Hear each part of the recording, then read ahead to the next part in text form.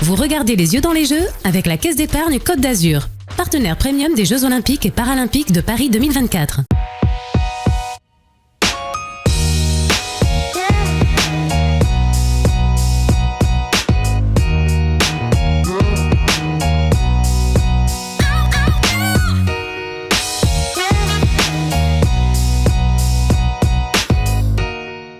Salut à tous, bienvenue dans ce 17e numéro des Yeux dans les Jeux, l'émission qui s'intéresse à la préparation des athlètes azuréens pour les Jeux Olympiques et Paralympiques de Paris 2024. Pour m'accompagner sur ce plateau aujourd'hui, un petit nouveau, Philippe Camps, le chef du service des sports de Nice Matin. Salut Philippe. Bonjour. Merci d'être avec nous et notre invité Benjamin Diès. Salut Benjamin. Bonjour. Merci d'être avec nous. Tu as 26 ans, tu es né à Nice, tu es volleyeur, tu évolues aujourd'hui en Pologne. On en reviendra et on présentera un petit peu plus longuement ta carrière. Et c'est d'ailleurs Philippe qui va s'y coller et qui va te présenter. Oui, je vais présenter ta bio. Allez. Alors, tu es né un 4 avril, comme Marguerite Duras, Bernard Campan, Frédéric Lopez ou Daniel Cohn-Bendit, qui, selon mes informations, n'ont jamais joué au volley. Avec ton nom, tu aurais pu te mettre au violon ou à la clarinette. Mais non, tu as choisi le volley pour imiter ta grande sœur Marie-Camille. Exactement. Dit MC Solar, non? Ou ouais, MC tout court. MC, ça passe bien aussi. Et tu as vite accroché et tu jouais du côté de Cannes-sur-Mer et sous les ordres de Caroline Tilly, la femme de Laurent Tilly, l'incontournable géant du volley français et international. Et donc le volley, toi, ça s'est fait naturellement Bah, ça s'est fait assez naturellement, ouais. J'allais voir ma sœur jouer au volley, j'étais dans les gymnases et je la regardais, et au fur et à mesure, bah, je me suis mis à ce sport et c'était assez naturel, ouais. Et après, je passais tout le temps mes soirées dans le gymnase, je regardais son entraînement, enfin, je m'entraînais et après, je regardais son entraînement, donc je restais 4 heures d'affilée dans le gymnase, du coup, ça s'est fait plutôt naturellement, quoi, ouais. Bon, tu as joué à Cannes et tu as été repéré par Cannes ou ça s'est fait comment En fait, je jouais à Cagnes-sur-Mer. Ouais. Et ouais, après je suis allé du côté de Cannes, qui était un plus grand club, enfin qui est toujours un plus grand club dans la région, c'est le club principal. Et ouais, ça s'est fait comme ça. Et une année, je suis allé jouer toujours en jeune à Cannes. Et après, j'ai intégré le pôle espoir de Cannes aussi, qui est le centre, on va dire, de la région qui regroupe les meilleurs jeunes joueurs, quoi. D'accord. Porter le maillot de l'AS Cannes quand on est azuréen, quand on aime le volley, c'est un peu un aboutissement, c'est un rêve, c'est quoi? Bah, en tout cas, c'est clair que c'est le meilleur truc à faire si tu veux évoluer dans le volley. Le plus facile, c'est de passer par l'AS Cannes parce que c'est le club de la région et je pense que c'est la voie la plus facile à emprunter si tu as les capacités, entre guillemets, quoi, s'ils te veulent aussi, quoi. Donc, c'est plus facile de passer par l'AS Cannes. D'accord. Après, donc, ta carrière t'a mené à Montpellier, à Paris, à Genève ou à Tours, où tu as gagné, tu as fait le doublé Coupe Championnat, il n'y a pas très longtemps. À ce moment-là, tu as senti que c'était le moment de quitter la France et de partir à l'étranger. Pourquoi ce choix ? Déjà, en fait, dans le volley, c'est les championnats polonais et italiens, par exemple, c'est les meilleurs championnats du monde, on va dire. Et du coup, quand tu es en France, même si tu fais des bonnes saisons, tu sais que tu t'affrontes pas les meilleurs joueurs du monde, quoi. Et du coup, je pense que tout volleyeur espère jouer dans un des meilleurs championnats pendant sa carrière. Et du coup, là, j'ai fait 1 an à Tours, et ça se passait plutôt bien, et je me suis dit, bon, bah, allez... Je vais essayer d'aller à l'étranger la saison prochaine, en milieu d'année à peu près. Ça se décide assez tôt au volley.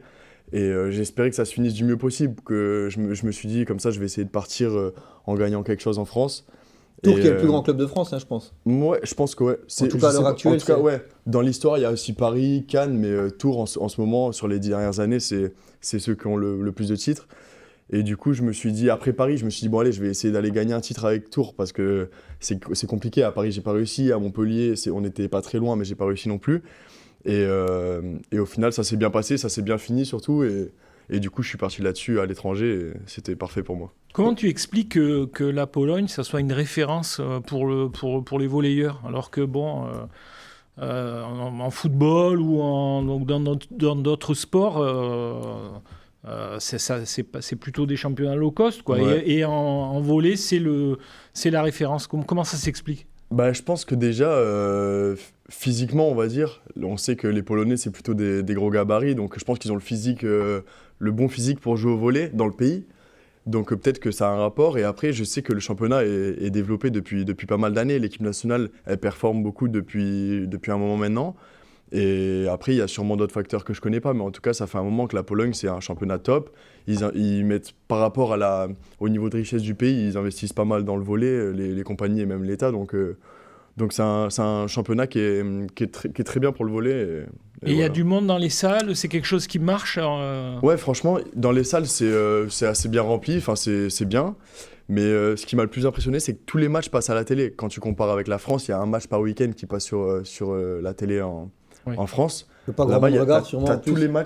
t'as tous les matchs qui passent à la télé, donc presque n'importe quel jour de la semaine, parce que c'est sur la même chaîne en fait. Ok. Donc en fait, presque à toutes les heures de la journée, de l'après-midi en tout cas jusqu'à la soirée, t'as un match de volley à la télé. Donc je pense que ça aide pas mal, ça donne beaucoup de visibilité au sport et les gens suivent beaucoup dans les journaux, sur les réseaux sociaux et dans les gymnases aussi, il y a du monde. Du coup, on te reconnaît dans la rue là-bas, dans la ville où tu joues. Ouais, dans la ville où je joue, ouais, parce que bah, forcément, c'est une assez petite ville et ils suivent beaucoup le volley là-bas. Donc, ouais, bon, après, je ne suis pas arrêté à tous les coins de rue non plus, mais ouais, on est plutôt reconnu là-bas dans la ville. Et En, Vas-y, Philippe. en France, le volley souffre un peu de la d'une médiatisation moindre. Ceux qui aiment le volley, qui suivent le volley, et les volleyeurs se plaignent de ça. Comment tu expliques ce regard un peu lointain qu'a la France sur le volley, où on a l'impression en fait qu'il n'y a que quand il y a les Jeux ou et que l'équipe de France et les Jeux ou un championnat du monde où on va s'intéresser au volley, après ça sera moins le cas. Bah, c'est clair que le championnat français, il n'est pas très visible en tout cas. Et par contre, l'équipe de France, depuis un moment, vu qu'elle performe, les Français suivent plus, donc ça c'est déjà bien, mais c'est vrai que ça manque de visibilité. Et je pense que c'est parce qu'il y a des sports qui sont trop présents, enfin en tout cas trop présents, qui sont très présents et ça laisse moins de place à d'autres sports qui gagneraient à être plus visibles. Mais c'est compliqué quand tu as le foot, le rugby, le hand qui performent depuis beaucoup d'années, et même le hand, il performe énormément et on a un super bon championnat et c'est pas non plus un sport que tu vois à la télé quand tu allumes la télé, c'est pas hyper facile à trouver non plus. Donc je pense qu'il y a beaucoup de sports, on est fort dans beaucoup de sports en France et il y a des sports qui se sont développés vachement mieux et peut-être plus rapidement, mais en tout cas niveau médiatisation et tout ça, ils sont vachement plus avancés. On a reçu beaucoup de sportifs individuels sur ce plateau qui devaient décrocher leur qualification pour les Jeux un petit peu dans leur coin, entre guillemets, en tout cas au niveau individuel. Toi, c'est différent, tu fais partie d'un sport collectif, donc tu es tributaire des choix d'un sélectionneur, Andrea Gianni en l'occurrence pour l'équipe de France. Est-ce que ça rend les choses plus incertaines ou on se dit que ça dépend moins de nous, même si c'est évidemment ton niveau qui t'y amènerait au jeu potentiellement, mais comment tu vois ça, cette différence peut-être par rapport à des athlètes individuels? Bah, c'est clair que déjà c'est vachement différent. Là, maintenant que tu me le dis, c'est vrai que les sportifs individuels, il faut qu'ils fassent la performance qu'il faut et ils ont leur ticket. Nous, c'est différent, c'est le sélectionneur qui choisit. Mais après, je pense que je sais pas si c'est plus difficile ou moins difficile, je pense que c'est juste différent, quoi. Parce que nous, dans tous les cas, l'équipe de France, elle sera aux Jeux Olympiques. Après, il faut être dans les 13, dans les 12, là, donc c'est différent, c'est quelque chose de totalement différent, mais je sais pas, j'arriverai pas à dire si c'est mieux ou moins bien, quoi. Justement, l'effectif est très fourni et de très haut niveau. L'équipe de France est championne olympique en titre. C'est un petit peu plus compliqué au dernier Euro, mais globalement, c'est une nation qui compte. Où tu te places dans la hiérarchie de cette équipe-là? Toi, il y a des gros joueurs installés depuis des années. Toi, tu es arrivé plus récemment. Elle est où ta place dans ce groupe, finalement? Bah, je pense qu'elle est assez claire. On va dire qu'il y a le premier libéro qui est Genia Grebennikov, qui est là depuis des années et qui continue de performer tous les ans, qui joue dans les meilleurs clubs du monde et qui est à son poste incroyable, quoi, le meilleur du monde. C'est toujours la meilleure du monde, ouais. Bah, honnêtement, j'arrive pas à comparer parce que y en a des très bons, mais dans tous les cas, on va dire pour les Français, c'est le meilleur du monde. Après, je sais pas, peut-être ça se joue à peu de choses, mais bon, bref, c'est lui à notre poste, en tout cas au poste de libéraux. Et après, bah là, ça fait 3 ans que c'est moi le second, mais après, il y a d'autres joueurs qui espèrent prendre la place aussi. Donc, pour l'instant, mon rôle, il est là, quoi. Donc, je suis pour l'instant derrière Genia Grebennikov et pour l'instant, c'est comme ça. Mais qu'est-ce qu'il a de plus que toi? Déjà, niveau techniquement, tactiquement, enfin sur le jeu, il est incroyable. Et c'est pas seulement plus que moi, mais c'est seulement plus que beaucoup d'autres libéraux.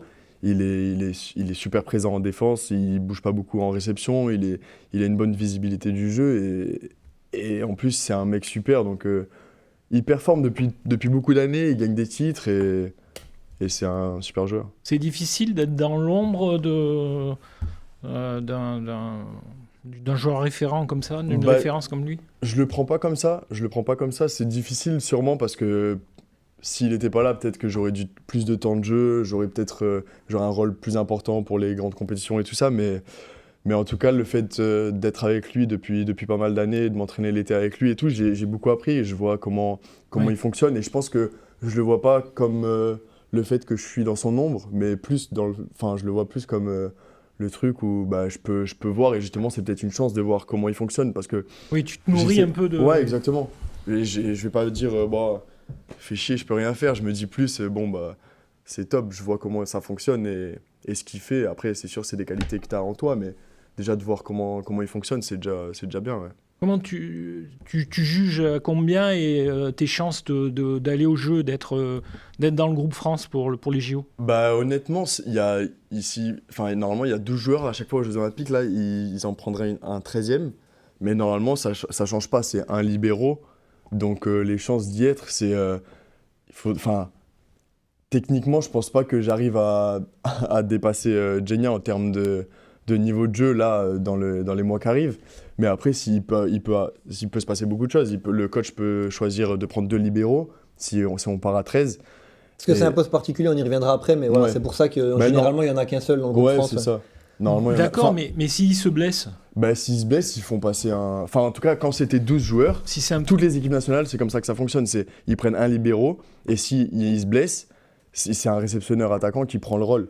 Mais le truc, c'est que le libéraux, c'est rare qu'il se blesse. Franchement, depuis tant d'années que je regarde tous les matchs, que je suis un peu le volley tous les jours, il n'y a pas de grosses blessures libéraux comme ça. C'est des trucs soit récurrents, qu'un mec, au bout d'un moment, il doit se faire opérer parce que ça fait un moment qu'il a mal là ou quoi. Mais une blessure comme ça, c'est assez rare. Et en fait, les réceptionneurs attaquants, ils ont un peu les mêmes qualités que les libéraux. Enfin, ils sont habiles en réception, en défense et tout ça. Donc c'est comme ça que ça se passe. S'il y a un blessé, donc mes chances, je dirais que on va voir ce qui peut se passer, s'il décide de prendre 2 libéraux ou pas, mais en tout cas de jouer titulaire pour les Jeux Olympiques, ça va être très compliqué. Ouais. Il y a un rassemblement de l'équipe de France pour la Ligue des Nations. C'est une répétition générale. Ouais, on peut dire ça comme ça. Ouais. Tous les ans, il y a cette compétition, et même avant les Jeux Olympiques, ils la mettent, et en fait, c'est là que je pense que tu prépares physiquement, et que tu prépares aussi ton équipe, ton jeu. Je pense que le coach va tester plusieurs systèmes, plusieurs compositions. Donc, c'est une répétition, on peut dire ça comme ça. Ouais. Et les jeux une préparation. Ouais. Et les jeux en France, à Paris, tout près de la maison, en tout cas, voilà, de ta famille, de tes amis, est-ce que tu le vois comme un rêve? Est-ce que c'est une question que tu t'es jamais forcément posée? Comment tu vois ça? Franchement, je me dis juste que ce serait incroyable, quoi. D'être aux Jeux à Paris en plus. Je pense que dans la carrière d'un sportif, faire les Jeux, c'est déjà incroyable. Mais si tu les fais en plus chez toi, ça va être un truc encore plus incroyable, quoi. Donc, on peut dire que c'est un rêve, quoi. C'est un truc que je me dirais, c'est bon, quoi. C'est parfait, t'as fait ça, même si c'est pas non plus la fin de la carrière après ça. Mais bon, c'est un truc qui ferait vraiment plaisir pour un sportif. En plus, c'est une ville que tu connais un peu. Tu as joué 2 ans à Paris, justement, dans le volley, dans le championnat français. Quel rapport t'entretiens avec cette ville? Comment tu l'as vu? Est-ce que tu as apprécié, moins accroché sur d'autres aspects, peut-être? Non, franchement, on a adoré. J'ai adoré. On se sentait super bien là-bas. Je me suis fait des bons amis là-bas. On a eu une première saison pas terrible, mais la deuxième saison, avec les moyens du club, on a fait une bonne saison. Et je me suis senti super bien. Et j'adore cette ville. Du coup, c'est clair que... Ouais. Ce serait encore mieux. C'est en France, c'est dans une ville que tu adores, ce serait incroyable. Ouais. On parlait tout à l'heure du poste de libéraux, c'est un poste à part, atypique, vous n'avez pas le même maillot. Ouais. Moi qui suis un vieil homme, j'ai connu le volley, ça n'existait pas. Comment tu peux nous expliquer en 2 mots ce qu'est ce rôle de libéraux? Le rôle du libéraux, c'est en fait, c'est d'être derrière, d'assurer la base arrière de l'équipe. et de stabiliser le jeu, que ce soit en réception, en défense, prendre la place du passeur quand il touche la première balle. En fait, je pense que c'est de stabiliser le jeu, quoi. D'être assez serein, de faire aussi des défenses et de sauver l'équipe dans certains moments. Mais ouais, c'est ça, c'est sauver l'équipe. En fait, le truc, c'est que c'est un poste particulier parce que tu mettras jamais de points. Il y a jamais personne qui va se retourner à la fin du point en mode Waouh, incroyable ce que tu as fait. Ben, ça arrive. Mais ça saute pas aux yeux parce que forcément, quand tu regardes un match, c'est celui qui met le point, qui arrive à faire une attaque spectaculaire et tout. Après, les défenses, pour le poste de libéraux, ça compte comme un point, on va dire. Tu fais une défense sortie de nulle part, c'est incroyable et c'est ton point à toi. Mais c'est un poste particulier. Mais le rôle, c'est ça, c'est de sauver l'équipe quand des fois tu es dans des situations hyper compliquées, tu arrives à faire un exploit. Et aussi de stabiliser le jeu derrière, quoi, de gérer la ligne de réception parce que tu réceptionnes à 3, voire plus. Donc c'est de gérer bien toute cette zone pour que ce soit carré. Et c'est un poste où tu peux pas briller. Et donc, est-ce que c'est pas un peu un poste frustrant aussi ? Ouais, c'est un poste vachement frustrant parce que tu vois, tu peux faire un super match par exemple, mais il y aura toujours un attaquant qui va mettre ses 20 points et la lumière va lui être mise dessus forcément, quoi. Il va avoir toute la lumière sur lui, même si ça change parce que j'ai l'impression que ça se développe un peu, ce côté-là où tu vois plus les actions défensives et tout ça, mais c'est un poste compliqué et frustrant.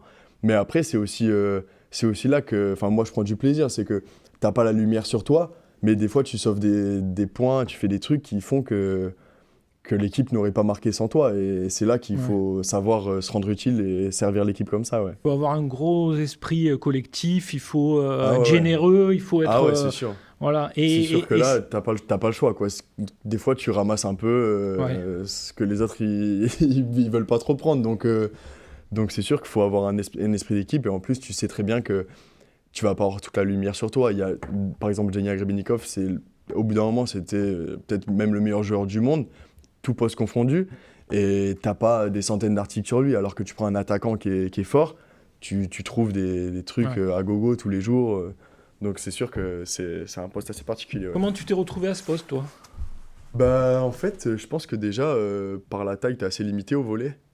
Tu peux pas être pointu ni réceptionneur attaquant quand tu fais... Parce que t'es moins grand que certains joueurs, en tout cas. Ouais, c'est ça.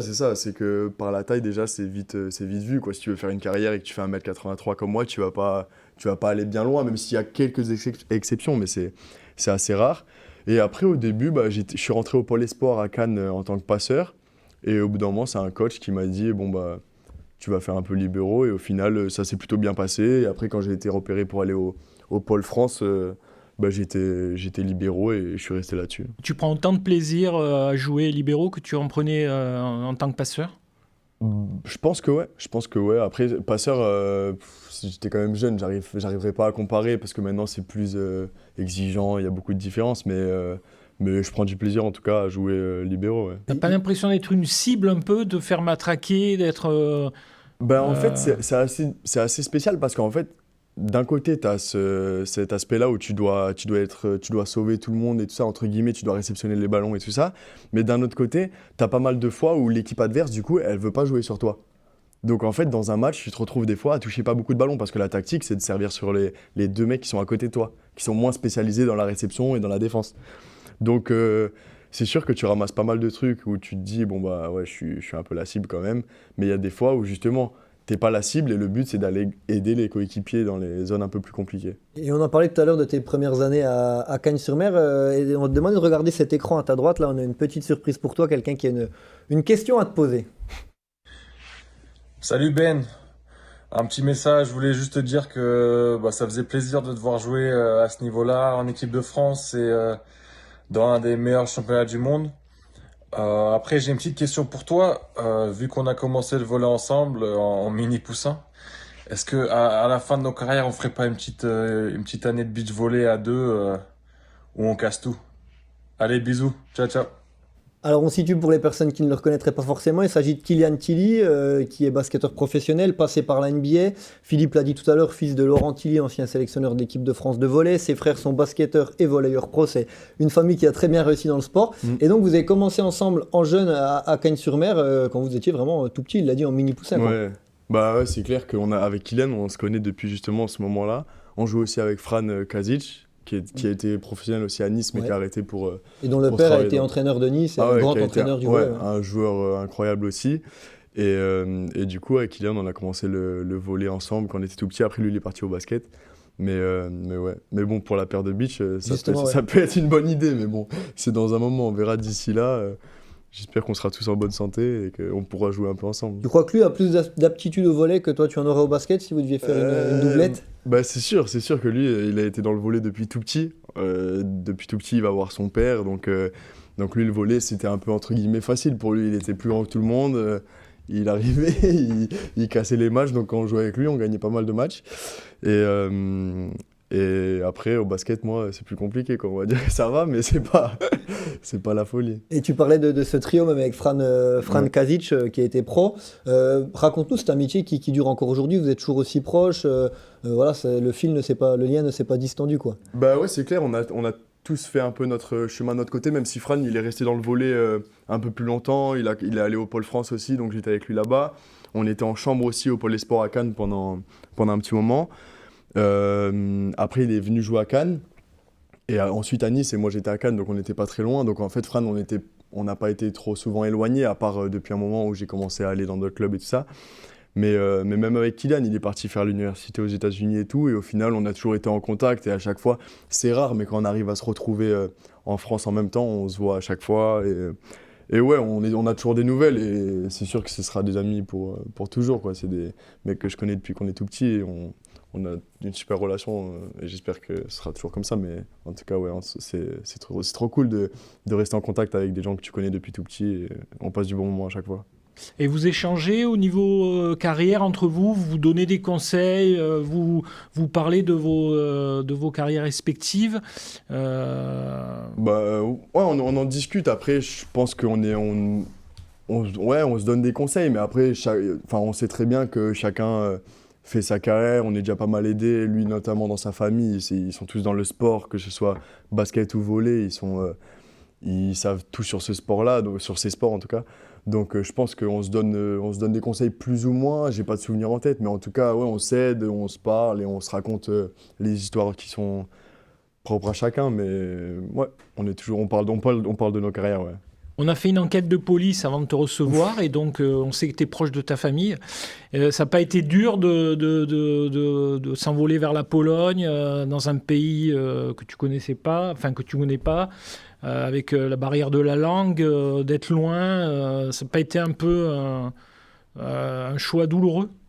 Bah non, ça n'a pas été un choix douloureux parce que c'est moi qui ai choisi de faire ça et j'avais envie de faire ça, donc je l'ai jamais regretté. Mais après, c'est clair que c'est pas facile de partir à l'étranger. T'arrives là-bas dans un pays assez froid. Bon, bah, c'est pas hyper facile. Mais après, avec moi, j'avais un Français avec qui j'ai joué à Tours et aussi au Pôle France. Donc ça, c'était vachement, enfin, ça simplifie la chose, quoi. On était tout le temps ensemble et tout. Donc par rapport à ça, ça m'a vachement aidé. Mais après aussi, il faut dire que j'avais l'habitude d'être loin de ma famille parce que j'étais à Montpellier, même si c'est pas très loin, mais Paris et Tours, je les Oui. voyais pas tous les week-ends non plus, quoi. Donc bon, j'avais un peu l'habitude. Après, avec les déplacements en équipe de France et tout, j'ai plutôt l'habitude de vivre pas à côté d'eux. Quand j'étais au Pôle Espoir ou au Pôle France, j'étais à l'internat. Donc ça fait un moment, en tout cas, que je suis parti de la maison. Donc on va dire que c'était encore une étape en plus parce que tu pars à l'étranger, en plus dans un pays pas hyper facile. Mais après, ça va, c'était quand même... J'ai eu pas mal de fois enfin, dans ma vie Ouais, où ce j'ai dû cas de partir. figure, Ouais, ouais. voilà, Ouais. ce cas de figure, exactement. Mais il y a une forme de proximité qui est restée parce que tes amis, ta sœur, on en parlait tout à l'heure, continuent de venir te voir en Pologne, ailleurs. Voilà, t'es jamais Ouais. seul très longtemps non plus, Bah quoi. ouais, et ça franchement, c'est vachement cool. Il y a ma copine qui faisait pas mal d'allers-retours cette année pour venir avec moi. Il y a les potes qui sont venus, bah, tu connais, Kevin, Fran et tout ça. Il y a Kylian aussi qui est venu en Pologne. Il y a ma famille qui est venue plusieurs fois, deux, trois fois. Ma sœur qui est venue une fois. Donc franchement, ça fait passer l'année plus rapidement, quoi. Ouais. Et est-ce que dans le sport, que ce soit dans ta discipline ou même dans d'autres, tu as eu ou tu as des idoles, des gens de qui tu t'inspires, que ce soit par le leadership au volley? On a beaucoup parlé d'Erwin Ngapet parce que c'était le joueur le plus éclatant dans son style. Ouais. Voilà, est-ce qu'il y a des choses comme ça qui t'ont marqué et des gens de qui tu t'inspires? Bah moi, en ce moment, quand tu m'as posé cette question-là, je pense direct à LeBron James parce que pour moi, c'est incroyable la longévité qu'il a dans ce sport et comme il prend soin de lui. Basketteur en NBA, Ouais. pour ceux qui ne connaîtraient pas. Donc pour moi, là, quand tu me poses la question, j'ai directement pensé à lui parce que pour moi, c'est une référence, quoi. Le mec, il est là depuis tellement d'années, il continue à performer et tout, donc ouais. Ça, C'est quoi, je pense que c'est c'est assez inspirant, ouais. ça. On se dit qu'il faut une éthique de travail, une hygiène de vie pour durer aussi longtemps. Alors lui, c'est un cas encore particulier, vraiment Ouais. de talent, mais il y a aussi un travail fou derrière. Bah ouais, c'est ça. Et après, je pense que forcément, tu as le talent qui est là, mais bon, au bout d'un moment, si tu travailles pas, je pense que une carrière comme ça, tu la fais pas. Et même si lui, c'est un joueur spécial, mais je pense qu'il y a beaucoup de joueurs comme ça qui font une carrière peut-être au-delà, enfin meilleure que s'ils pouvaient faire de base dans leur gène. Il n'y avait pas tout ça. Et avec du travail et de la concentration, enfin, avec tout le focus que tu peux mettre dans ton sport, tu peux faire des trucs bien plus forts que ce que tu pourrais faire sans le travail, quoi. Et sur les Jeux Olympiques, est-ce que toi, ça signifie quoi pour toi? Est-ce que tu as des souvenirs en étant gosse devant la télé, de regarder des disciplines, encore une fois le volley, autre chose, un sportif, une performance qui t'a marqué? Qu'est-ce que ça te rappelle? Bah, les Jeux au volley, en tout cas, à part les derniers Jeux Olympiques, j'ai pas de grands souvenirs parce que quand j'étais plus jeune, la France, elle performait pas autant qu'en ce moment. Donc j'ai pas de grands souvenirs de volley, à part les derniers Jeux, forcément, où ils ont fait. C'était incroyable, ils ont pas très bien commencé les Jeux en groupe. Et après, ils ont fini par gagner les Jeux, donc c'était incroyable, quoi. Donc j'ai ce souvenir-là des Jeux. Et après, sinon, ouais, j'aime bien regarder. J'ai pas de souvenirs là en tête qui viennent comme ça, mais c'est sûr que c'est incroyable pour le sport dans le monde entier. C'est un événement top, quoi. Tu vois tous les sports, des sports qui sont pas très visibles normalement au quotidien dans nos télés, quoi. Tu vois des sports incroyables et aussi surtout des sportifs incroyables, quoi, que tu apprends à connaître pendant les Jeux. C'est top, ouais. T'as pas une image ou un médaillé qui te ressort de suite quand tu penses Jeux Olympiques? Bah là, je pense à Teddy Riner aussi. Teddy Riner, ouais, le mec, pareil, ça fait des années qu'il est là. Il gagne, quoi. On attend que lui et il est encore là. Et ouais, ça me fait penser à ça, quoi. Ouais. Merci Benjamin d'être passé sur ce plateau. L'émission touche à sa fin. Tu t'es bien senti, ça va? C'est moins stressant qu'un gros match en phase finale. Merci à Philippe aussi de nous avoir accompagnés et guidés dans cette émission. Et merci également à Philippe Bertini, Sophie Doncet, Karine Bautier et Chloé Vourgard à la préparation et à la réalisation de cette émission. Merci à vous tous de nous avoir suivis. On se retrouve d'ici 15 jours avec un nouvel invité, toujours pour parler des Jeux Olympiques. D'ici là, portez-vous bien. Bye bye.